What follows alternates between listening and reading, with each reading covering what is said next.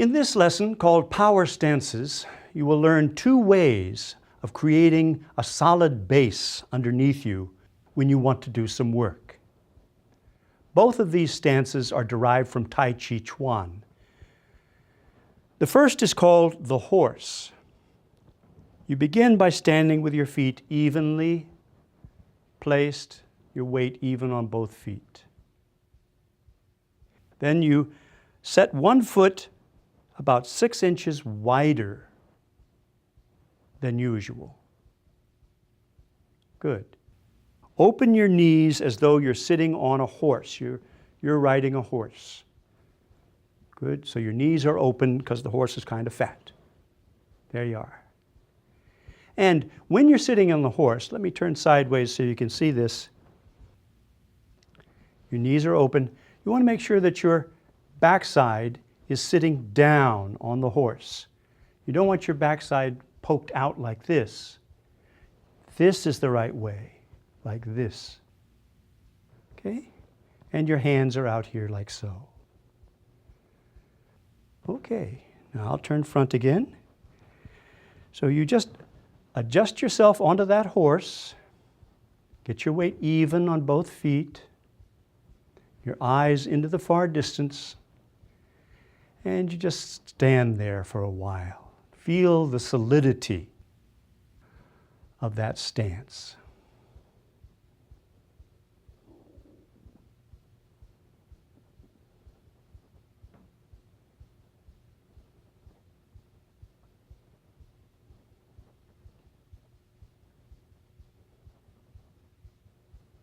Good. Come back up to even on both feet. The second power stance is called the bow and arrow, and it's done this way. The back foot is like the bow, and the front foot, the one in front of you, is like the arrow. This right foot is the bow, and this is going to be the arrow shooting out, right? It can be at 90 degrees or 70 degrees, just any place in here that you feel comfortable, where the ankles don't feel twisted. And just so that they're not pointing in the same direction. This makes you tippy, and crossing the T like this makes you steady. Okay? Again, the knees, you want to press them open. Press them open. Don't let them curve in like this. Push them open like that. Good. Again, let your back be straight, your tail tucked under. Your hands now are out toward your front foot. They're out to this side. Good. And just hold. Look off into the distance. Get used to this feeling of being balanced forward and back evenly on each foot.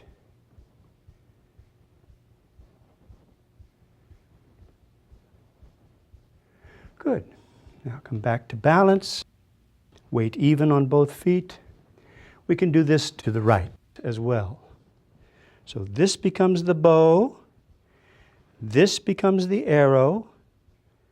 It's about 90 degrees or maybe a little less, 70 degrees, whatever you're comfortable with. And you advance the heel and then put your weight even on both feet. Knees open, tail under, toes down, feel the ground.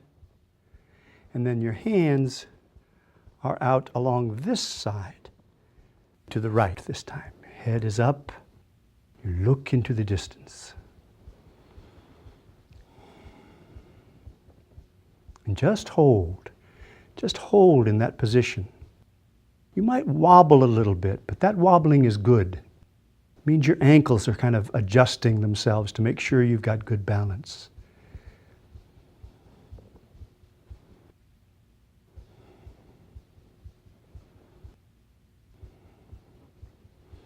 And then come back to balance.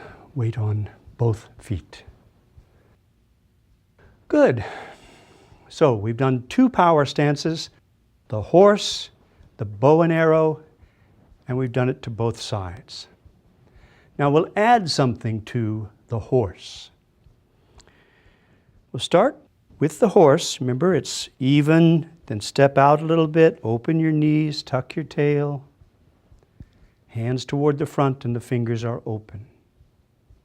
And you imagine there's a table all covered with candies here, and you've got a barrel down here between your legs, and you want lots of candy in your barrel, so you rake candy into your barrel.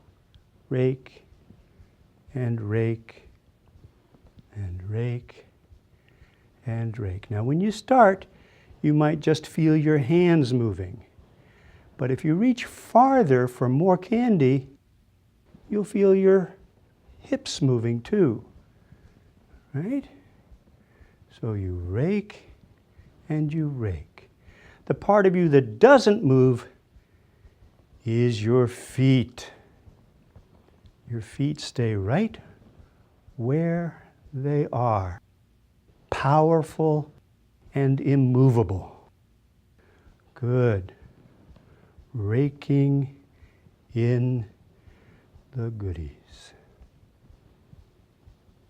All right. Rest. Bring your weight back even on both feet. Now, the next exercise, we're going to use that same image of the barrel full of goodies, only this time you're on a float in a parade, and it's your job to throw candy to the children on either side of the street as the parade goes down the street. So you set up in the horse again, feet wide, pointing straight ahead, knees open, tail tucked under, barrel of goodies right here. Take a handful of goodies and throw them to the kids over there. Now since you've gotten this far, you can reach with this hand and get a handful of goodies and throw them to the kids over there. This hand gets goodies and throw, goodies and throw, goodies and throw, and then you smooth that out a little bit. Just smooth that out until you're drifting from one side to the other, but your feet don't move. Your feet stay in one place and your eyes go around at the horizon. You're looking out at all the pretty kids.